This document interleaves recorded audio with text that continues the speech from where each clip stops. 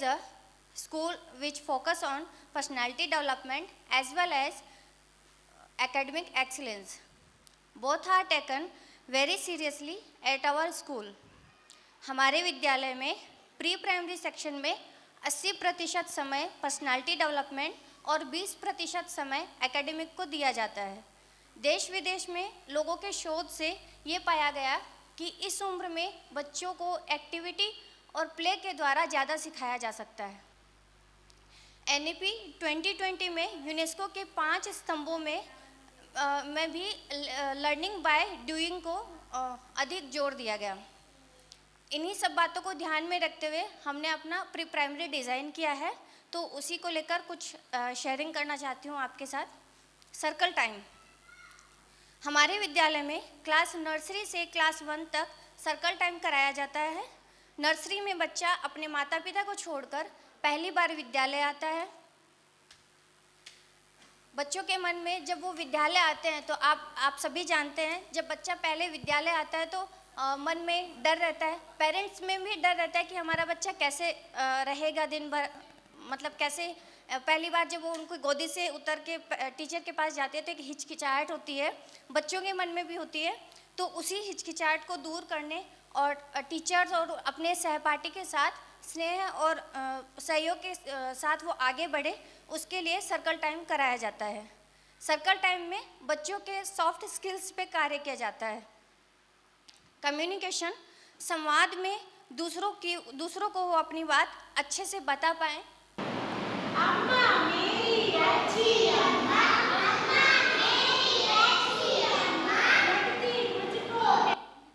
इस तरह से जैसे सर्कल टाइम को कराया जाता है तो इस टाइप की रैम्स ली जाती है।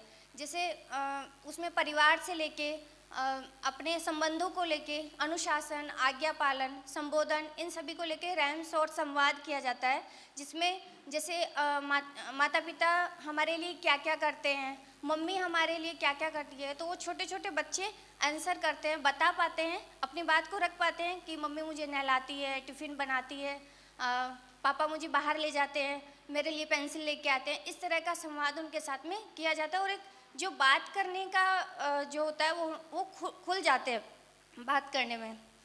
ओबीडियंस, आज्ञा पालन में जैसे हमें बड़ों के साथ कैसे बात करनी चाहिए, बड़ों का कहना मानना चाहिए, बड़े भैया जी और दीदी जी की बात का कहना मानना चाहिए।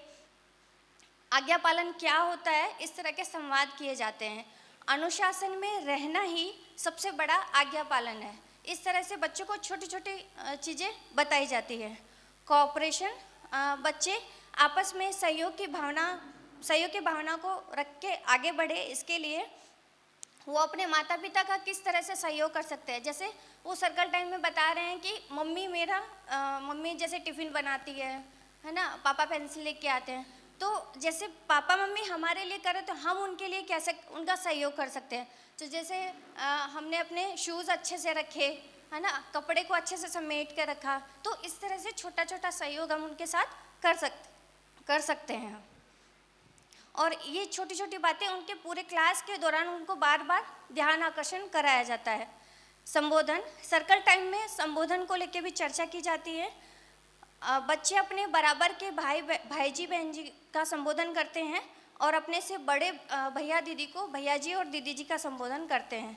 अपने शिक्षक को टीचर जी और अपने माता पिता को मम्मी जी पापा जी का संबोधन करते हैं।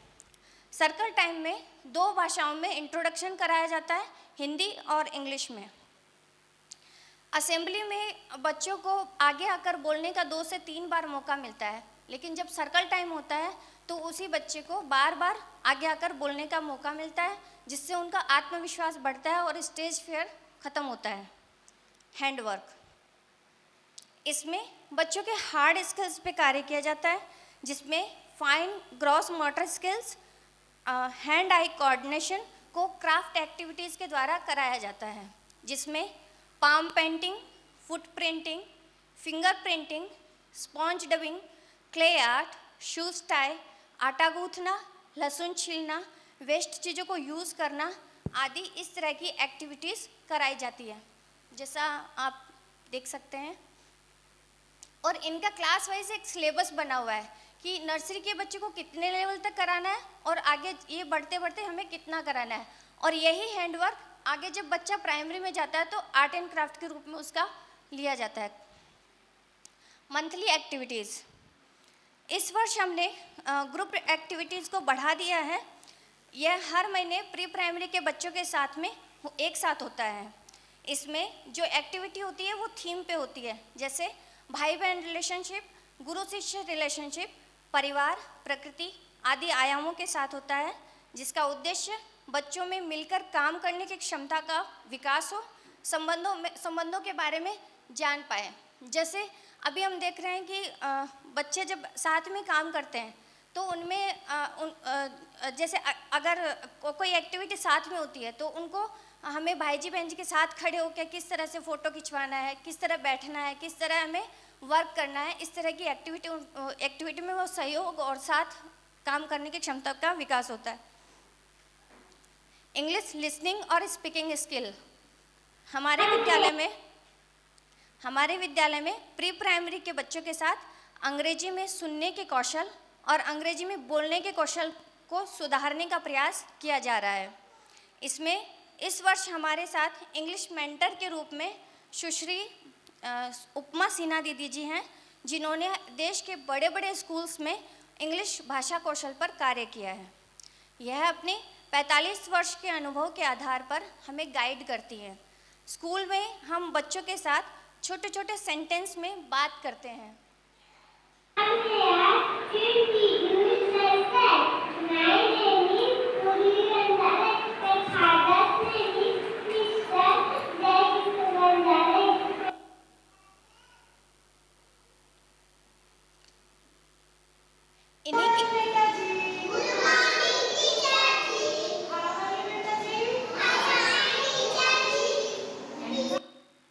इन्हीं की गाइडेंस में अभी कुछ समय से हम प्री प्राइमरी के अभिभावकों को इंग्लिश स्पीकिंग को लेके कुछ सेंटेंस भेजते हैं, ताकि वो घर पे बच्चों के साथ बोले। एकदम छोटे छोटे होते हैं, जैसे आई गो, यू गो, है ना, इस तरह के। तो उसमें क्या होता है, जैसे बच्चे जो चीज़ यहाँ सुन रहे हैं, यहाँ सीख रहे हैं, वो चीज़ें अगर उनको घर से भी सुनने को मिले, है ना, तो वो क्या होगा, वो अपनी डेली लाइफ से उसको कनेक्ट कर पाएंगे। तो इसको लेके हम पेरेंट्स से भी सहयोग की अपेक्षा करते हैं।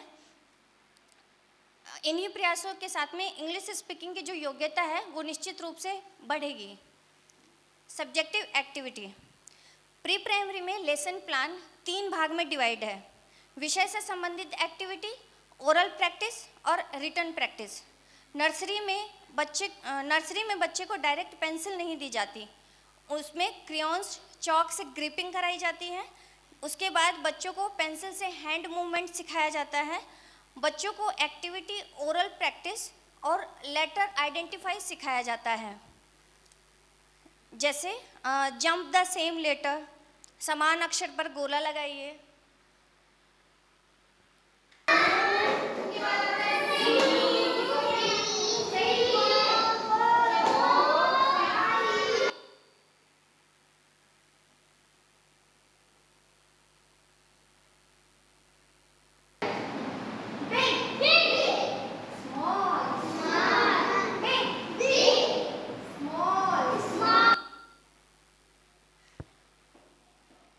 इसमें बच्चों को पढ़ने में इंटरेस्ट बहुत आता है और बच्चे क्रिएटिव तरीके से बहुत कुछ सीख पाते हैं। और वैसे भी अगर हम लोग अपने ऊपर भी ले तो कोई चीज़ें हमें सुनकर जितनी याद नहीं होती।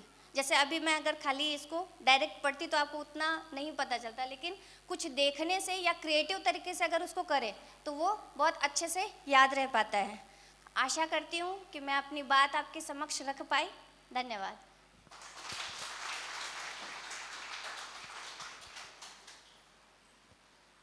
Thank you, Sunaina Didi ji. Now, I would like to invite our primary coordinator, Mrs. Jyoti Tandon Didi ji, to come here and tell us about primary section.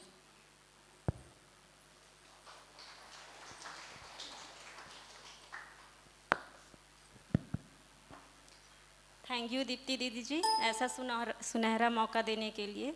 सभी अभिभावकों और टीचर्स को नमस्ते। मैं ज्योति टंडन प्राइमरी सेक्शन की coordinator हूँ। अब मैं बिना समय लिए प्राइमरी सेक्शन में होने वाली सारी गतिविधियों को आप सबके समक्ष प्रस्तुत करना चाहती हूँ, जिसमें सबसे पहले असेंबली आता है। प्रत्येक स्कूल की असेंबली उनकी संस्कृति का प्रतिनिधित्व करती है। यह हर दिन सुबह का एक ऐसा समय होता है जब सभी बच्चे और टीचर्स एक ही जगह पर मिलते हैं और अपने विचार और महत्वपूर्ण जानकारी को साझा करते हैं। यह छात्रों के लिए खुद को अभिव्यक्त करने और आत्मविश्वास हासिल करने का एक मंच भी है। इस साल से असेंबली को 5 भागों में बांटा गया है: pre primary, primary, middle, high और हायर सेकेंडरी। इसका मुख्य उद्देश्य यह है कि सेक्शन में डिवाइड करने से ज़्यादा बच्चों को सामने आकर अपने आप को इंट्रोड्यूस करने का मौका ज़्यादा मिलता है, जिससे उनमें आत्मविश्वास की भावना जागृत होती है। हमारे यहाँ 4 भाषाओं में इंट्रोडक्शन होता है: हिंदी, इंग्लिश, संस्कृत और छत्तीसगढ़ी। छत्तीसगढ़ी यहाँ की क्षेत्रीय भाषा है। क्षेत्रीय भाषा को महत्व देने के लिए छत्तीसगढ़ी में भी इंट्रोडक्शन कराया जाता है। हम लोग सैटरडे को कंबाइंड असेंबली भी करते हैं। हमारे यहाँ हर महीने थीम पर असेंबली होती है, जिसमें संबोधन, आज्ञा पालन, अनुशासन, लीडरशिप, सहयोग, हेल्थ एंड हाइजीन इत्यादि सब्जेक्ट्स पर ध्यानाकर्षण कराया जाता है। असेंबली में उनको जीके क्विज एवं सब्जेक्ट संबंधी क्विज भी कराया जाता है, जिसको उनमें सब्जेक्ट टीचर उनको सब्जेक्टिव एवं जीके से रिलेटेड क्वेश्चंस पूछते हैं। प्रत्येक दिन अलग अलग सब्जेक्ट के क्वेश्चंस पूछे जाते हैं। असेंबली में महीने में 2 से 3 बार प्रत्येक बच्चे को आगे आकर बोलने का अवसर मिलता है, जिससे बच्चों में कॉन्फिडेंस लेवल और भी बढ़ता है और जो स्टेज फियर होता है वो भी उनमें पूरी तरह से समाप्त हो जाता है। अब मैं लॉजिकल रीजनिंग क्लास के उद्देश्यों को आप सबके सामने शेयर करना चाहती हूँ। यह क्लास सप्ताह में 1 बार होती है। इसे क्लास 2 से ही स्टार्ट किया गया है। इस क्लास का मुख्य उद्देश्य